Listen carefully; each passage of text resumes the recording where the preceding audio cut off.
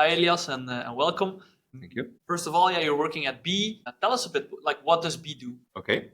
BEE Belgian Eco Energy. We are an energy supplier and also a producer. We're 100% Belgium, family owned. It's quite special.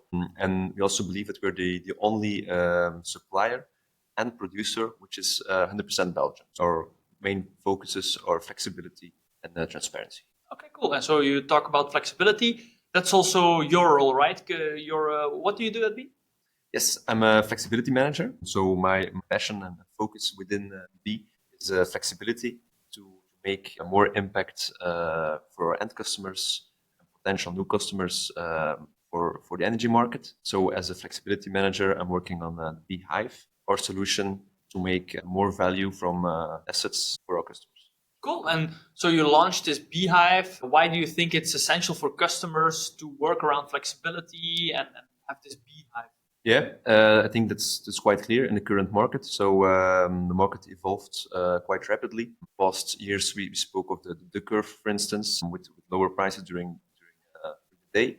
Now we see even a canyon curve. So the real reason is lower energy prices, and that in combination with production assets. That is a really stressful situation for new renewable assets. So to make renewables profitable, there needs to be a steering, and that's what we offer. Cool. Canyon curve. I hadn't heard the word yet, but okay. It's a steep canyon. Yeah. But Nice. we try to dig in some stuff in the canyon, which makes it more flat again. And how does that work in practice? Can you give us your approach? How do you work with the BEE Hive? Yeah. So with our customers, we look at the current situation. If there are steerable assets, we look at which value that we can create for that kind of assets.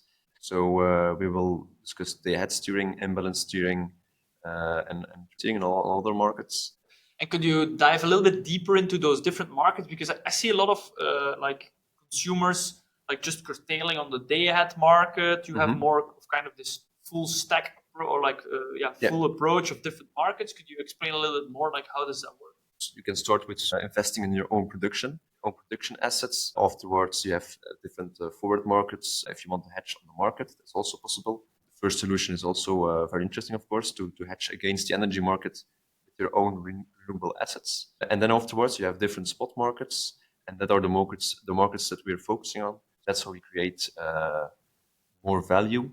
Maybe it's interesting that I give you a concrete example on how we tackle. You know what happened on the 11th of May, Mother's Day in Belgium? It's quite a unique day in the market. So the price of day ahead was minus 463 euros per megawatt hour. It's a record low price for now. So I'm curious how long it will take. But how do we handle such a process? What is our process in such a day? So as an energy supplier, we need to decide the day before how much we will nominate for this end customer. Because we need to balance our supply. This is regulated. So we need to forecast how much our client will consume and produce. At 8 o'clock in the morning, we predict some negative energy prices on the market. That's why we nominate almost no solar. 6 hours later, at 2 o'clock at the midday, day before production, they gets produced, and the price was minus 460 euros per megawatt hour. Okay, so in that moment of time, we think, okay, we won't produce at this price. It's not interesting, so we will curtail the assets. But then during the next day, imbalance market is live. Real time, we follow the imbalance market. Then we see that the imbalance market was positive. So there is need of extra solar in the market. So what we do is we still produce. We still produce at the current market. So we could produce at 50 euros per megawatt hour injected instead of minus 460 euros per megawatt hour. And on such a day, you can get a lot of impact for an end customer on a quick basis. So that's how we tackle the sunny Sundays, which are a problem in the market. But by combining nomination, price forecasting, and rapid decision making, we generate more income for our clients. Yeah, cool. I like the fact that we can, with this approach, we can nominate clearly the day ahead, what we're going to do, but then follow up during the day if there's a need in the market for extra production or consumption. Yeah. We can react to that. Imbalance market is the last market to help Elia stabilize the grid. So in fact, by steering our assets, we help the grid stabilizing. If that doesn't help, then there are the reserve markets of Elia and also Fluvius in the future we're also looking at. If you're coming back to kind of like the flexibility and how to control it, like could you tell us a bit about like what kind of parties do you need around the table to be able to steer an asset in a flexible way? Talking about software, hardware, how do you need to think about, like, I have a solar installation, I want to steer it on different markets. Like, what do I need? Yeah, you need quite a lot. First of all, you want the value. As a customer, you want the value of your steerable assets. So it doesn't make sense to just play with your installation, because you don't want to reduce the value, but you just want to make extra revenues as well. So first of all, you need an energy supplier, you need market access to really have the impact on your injection bill or even on your offtake bill. So an energy supplier, and also an energy supplier where you can nominate in a smart way. So we discussed about nomination already. Nomination is really important. So nomination is important, and then steering on different markets. It's one thing. And to do all those smart things, you need software. That's where Companion.energy comes also into the table. The software and decision making we do together is key to make value, but that's not it. You need hardware, and there are different options. Can you maybe elaborate a little bit, like data and its value in the current? Yeah, good question. It's a complex market. It's also complex to explain to some end customers, of course, because energy is not their daily business. So we try to make it more simple. But data is key to explain it in a simpler way. So we build a platform, the Hive platform, where we can show the impact, volume in energy, but also in euros. What is the impact of what we're doing, of steering your asset, what happens during a day. And if you want to show something to a client in a platform, you need a lot of data. So that's what we do. So with the BEE Hive, you have kind of this full transparency pricing that you offer. Could you maybe highlight a bit full pass-through pricing? Let's call it like that. Maybe explain a bit, like, what does that mean, and why do you think it's essential? Yeah. So with BEE Hive, if you are going to steer an asset, we are going to discuss a profit share together with our end customer, and we don't charge any costs for the end customer. We just want a part of the profit of the value we generate. What if you didn't steer? So our imbalance portfolio fee, for instance, it's at minus 17 euros per megawatt hour. And if you steer an asset, we go to plus 30 euros per megawatt hour. So it's quite a huge difference that you can generate with steering. The difference between steering and not steering is quite big. Right. You gave, I think, a great overview of the different aspects there. Could you maybe share how do you think what you're offering with BEE is different with this pass-through pricing specifically for a customer compared to what you see otherwhere? What you see offered on the market by other players. Yeah. I have a background as an energy consultant, so I know the market quite well. That's interesting. But as I see it and how we see it at BEE, that there are different options in the market. Two big ones, imbalance included and imbalance excluded, both for offtake and for injection contracts. Some suppliers still offer imbalance included, which means they take a higher margin, a risk margin on offtake and on injection. For offtake, it's quite high. It's 5 euros per megawatt hour often, and for injection, also quite high. It's about 40 euros per megawatt hour. So that's imbalance included. So we have different options in the market: imbalance included and excluded. Within excluded, you also have different options. You have a hidden margin. I call it hidden margin on imbalance. And then your imbalance is not shown on the bill. And it's not shown on the bill, so there's also often an added margin on imbalance. And what we do for customers without steering, we put them on our pool. So imbalance on pool level, on offtake 1.75 around that, and injection minus 17 euros per megawatt hour.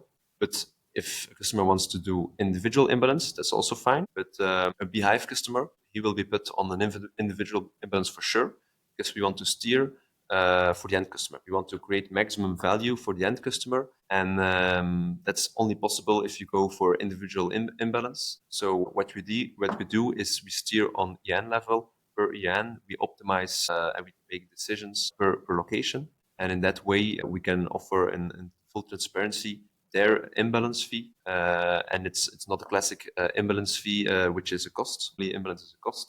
Steer, if you go for steering, imbalance is the income. So that's really interesting. That you go from the negative story about imbalance, that it's an extra cost on top of your bill, especially for solar. It's a huge cost.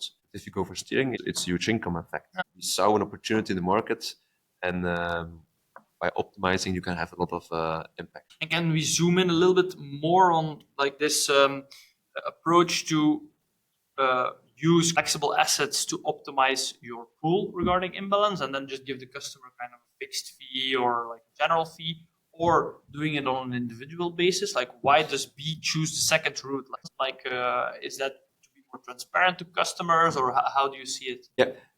So how I see it, transparency is key in the market, and then imbalance included. That's possible, but often it results in a higher margin for the supplier. Yeah, it's not optimal, and maybe most of the time it happens because a customer doesn't understand the imbalance market, and we choose for imbalance excluded because it makes way more sense for end customers. And then we have two types: clients who steer assets and clients who don't steer assets. Those who steer need to be an individual imbalance, because you need to steer for their own portfolio, and not for or the supplier portfolio. So what we see in the market is that there is a lot of steering imbalance on portfolio level, but then you have as a supplier, you have the risk that you're optimizing your own portfolio, and that's something that we don't want. We don't want to optimize our own portfolio with steering. We want to optimize the client's value. Could you name some of the top reasons why you think customers choose BE Hive? Yeah, for sure. For instance, the first one is the aligned incentive effect, because we are steering for them on the individual level. We're not steering the pool, we're not steering our supplier pool, we're steering for them. They did an investment and we want to optimize their investment. That's the first one. And then transparency, of course. It's fully transparent how we steer. They can follow up on the platform. They can call us to get some extra information. So that's the second one, transparency, and third, integrated solution. Perfect. And like going back to that second reason, like saying like or like to that first reason maybe about steering on individual level versus pool level. You maybe elaborate a bit on that. Like, why do you choose to optimize the battery on an individual level and not on a pool? Yeah. What we saw in the market is that there was a lot of fear from end customers. If you want to steer my assets, are you going to steer it for me as an end customer, or for yourself, for your own supplier pool? And often an end customer sees imbalance steering as a black box, because they are not sure what's happening. They don't understand the market. So we choose individual steering, not on a pool. So we are always aligned with the same incentive as an end customer. Value for them means also maximum value for us. So in that way, we generate more income. Steering on individual level is the future for sure. So in practice, like, what does the customer see on their invoice? Like, what's the value of the BE Hive?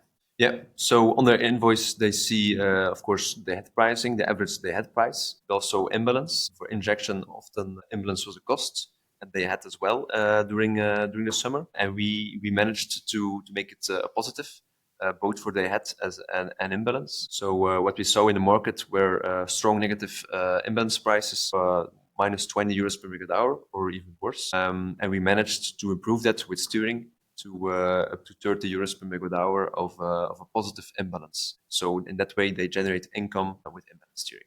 So in that way, we make injection great again, make injection profitable. Yeah, that's really key, and it's radically changing the market in that way. Personally, like, what kind of assets do you think will have big potential in the coming years? Where do you put your most faith in? Yeah, I think there's a lot of potential still for solar, because there are a lot of installations still that are just injection without any steering. And I think injection without steering is something from the past. The current market, it's not profitable to inject at all times. It needs to be smartly managed. And then, of course, batteries, there's still a really clear need in the market for batteries. Charging stations, of course, as well, but not always, because you need to have availability of a charger. So for fast chargings, I don't think the market is that big, but let's see. And then heat pumps, I think that will be a really interesting market as well. Heat pumps and heat boiler, because there is a need of going to electrified heat. I think there's a lot to play with on a flexible way. Very cool. Right. So you launched with BEE Hive on the 1st of January. Like, where are you now, and where do you plan to be? So we launched 1st of January, and right now we are at 50 megawatts, so it's quite nice, and we expect to grow fast as well. We're even throwing a party for 100 megawatts end of September, so we'll do everything to reach that goal. Awesome. So looking ahead at different energy markets, where do you think the value will be in a couple of years from now? In the next couple of years, there will be a lot of value in imbalance markets and the reserve markets of area. But afterwards, it will reduce, of course. And I think the most value will remain in the ahead. So there's a lot to do in the day ahead market. And that's where BEE is planning to be also, and like expanding in new markets too. Yeah, so we're focusing on all markets. In fact, to be integrated with all markets, it's important for the end customer to generate value on different markets. It's strategically really important. Yeah. And talking about like that end customer, like what are the biggest challenges you see? Yeah, current energy contracts often there are long-term energy contracts that need to be discussed. But you can already start with steering only from the injection contract as well. That's interesting, and also understanding and really knowing what's happening, transparent what's happening with steering. So when you look at the market right now, I see a lot of players just like curtailing on the day ahead. Like how do you look at that with BEE? Yeah, it's steering, but it's not optimal. We call it damage control mode. So by reducing the negative day ahead pricing, but you're creating an imbalance effect for suppliers. So you really go for an integrated solution, which is value control. BEE Hive, we create value by steering.